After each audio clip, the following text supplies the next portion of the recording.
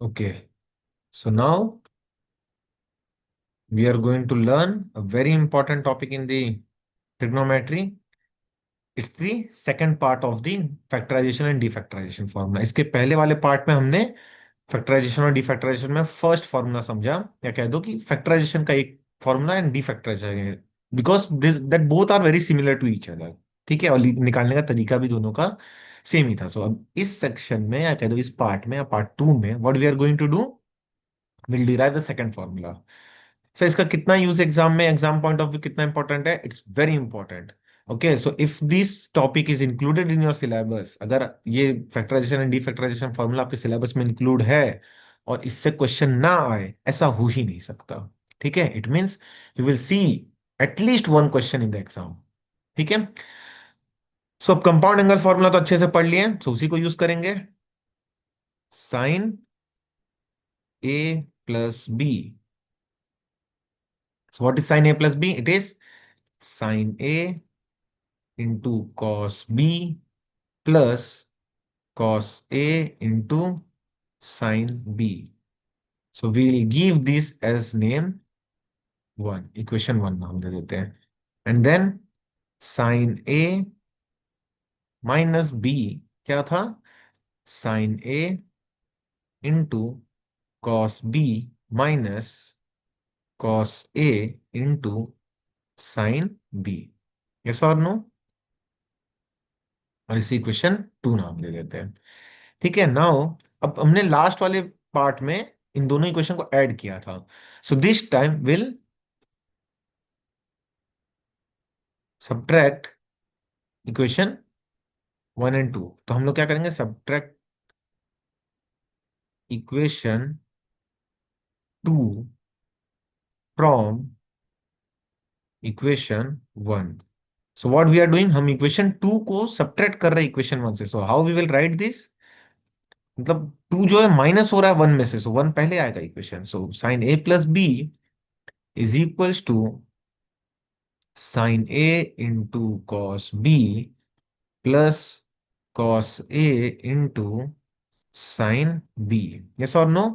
Then minus sin A minus B is equals to sin A into cos B minus cos A into sin B.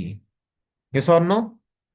ठीक है, अब तक आपने compound angle तो पढ़ लिया होगा। अगर पढ़ा है तो आ रहा होगा, और नहीं पढ़े हो तो पहले प्लीज जाके पढ़ लो। रीजन ये है, जैसे जैसे टॉपिक आगे बढ़ता जाएगा कॉम्प्लेक्सिटी बढ़ती जाएगी, रिवीजन प्रैक्टिस नहीं होगा, you will find it very difficult.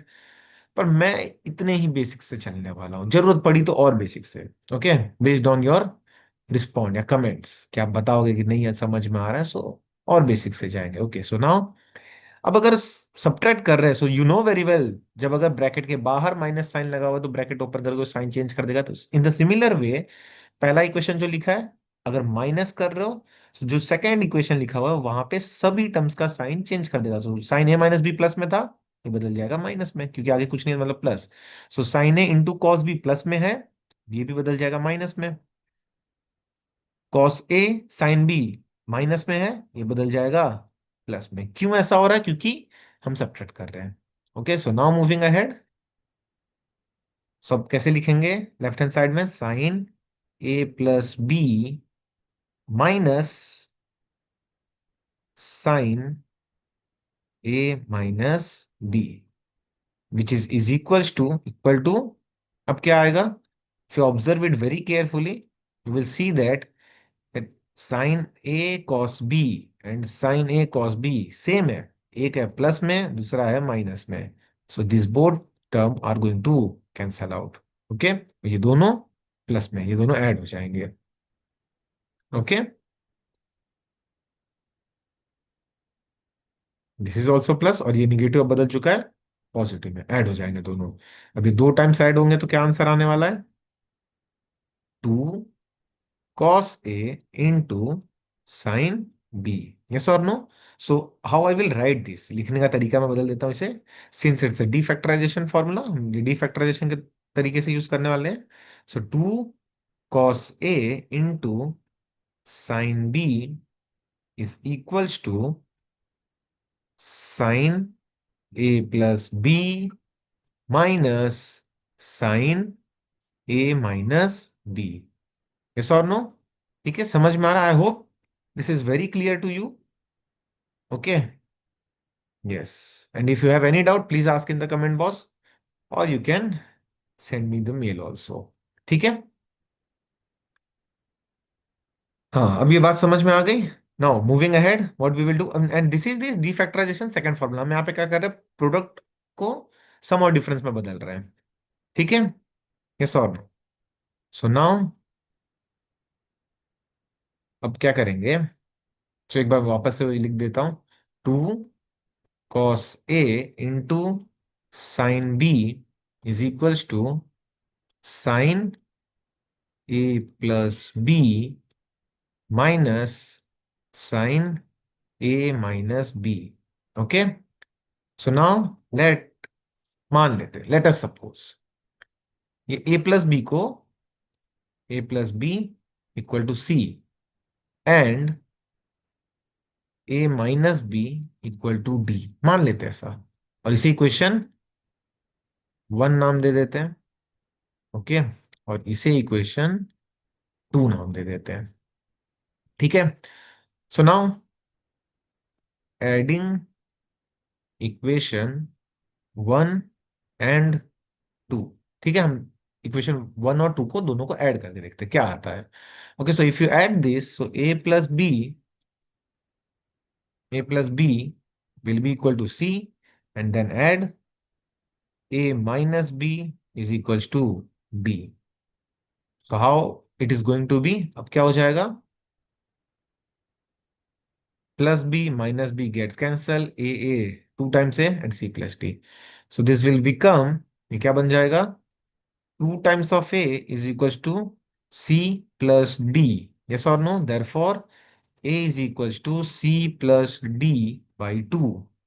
Okay, समझ में आ रही है बात? ठीक है। अब अगर सिमिलरली हम लोग दूसरे तरीके से सॉल्व करें, सो अभी क्या आ सकता है,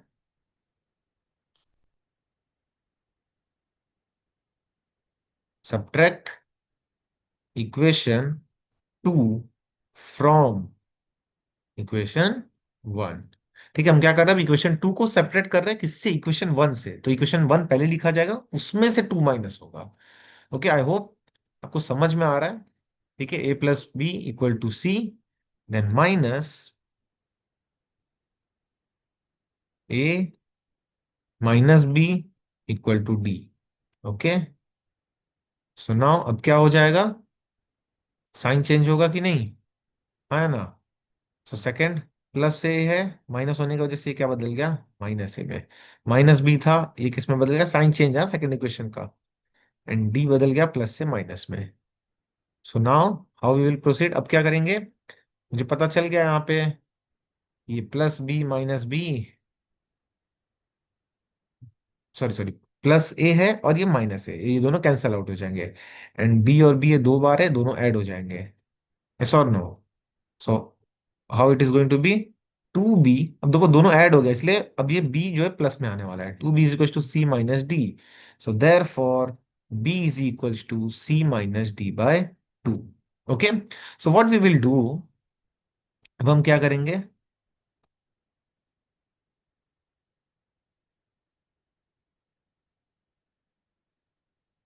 ये दोनों जो टर्म्स हमने ढूंढ के लाया है, a और b, ठीक है, तो हम लोग क्या करेंगे, a और b को मेन इक्वेशन में सब्स्टिट्यूट कर देंगे। ठीक है, मेन इक्वेशन में सब्स्टिट्यूट कर देंगे। किस मेन इक्वेशन की बात कर रहा हूँ, ये जो अभी हमने फॉर्मूला डिराइव किया डी फैक्टराइजेशन वाला। सो ए प्लस बी के जगह पे क्या चला जाएगा, सी, एंड ए माइनस बी के जगह पे क्या चला जाएगा, डी। ओके। एंड ए के जगह पे आएगा C plus D by 2, and B के जगह पे आएगा सी माइनस डी बाई 2। देखो एक बात समझो, जब आप अगर रिप्लेस करने जा रहे हो जिस टर्म को, सपोज अब मैं ए प्लस बी को रिप्लेस कर रहा हूँ सी से, ओके, और ए माइनस बी को रिप्लेस कर रहा हूँ डी से। सो जब रिप्लेसमेंट पूरा हो जाएगा एक पर्टिकुलर इक्वेशन में, सो पुराना ए और बी का टर्म नहीं दिखना चाहिए, एंड दैट्स द रीजन मैंने एज्यूम करके वापस से सॉल्व करके ए को सी और डी के टर्म्स में कैसे रिप्रेजेंट किया जा सकता है वो, और बी को भी सी और डी के टर्म्स में कैसे रिप्रेजेंट किया जा सकता है, वो ये दोनों मैंने फाइंड आउट किया. Okay. And if I will substitute this in the obtained equation, what it is going to be? So it is 2 cos c plus d by 2 into sin c minus d by 2 is equals to sin c minus sin d. इसी को अगर मैं अच्छे से लिखूं, या sum difference को product में रिप्रेजेंट करना है उस तरीके से लिखूं, so C sine C minus sin d is equals to 2 cos c plus d by 2 into sin c minus d by 2. And now this is our factorization formula, जो कि प्लस माइनस को हम रिप्रेजेंट कर रहे हैं product में. Yes और no? Okay. हाँ, so this is our second formula. So that's it. Okay. Thanks for watching. Okay. I hope you all have understood and see you in the next part. ठीक है.